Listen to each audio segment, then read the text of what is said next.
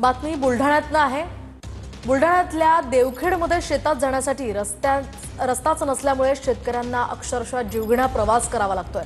चक्क थर्माकोलवर बसून हे सगळे जण शेतात जातात।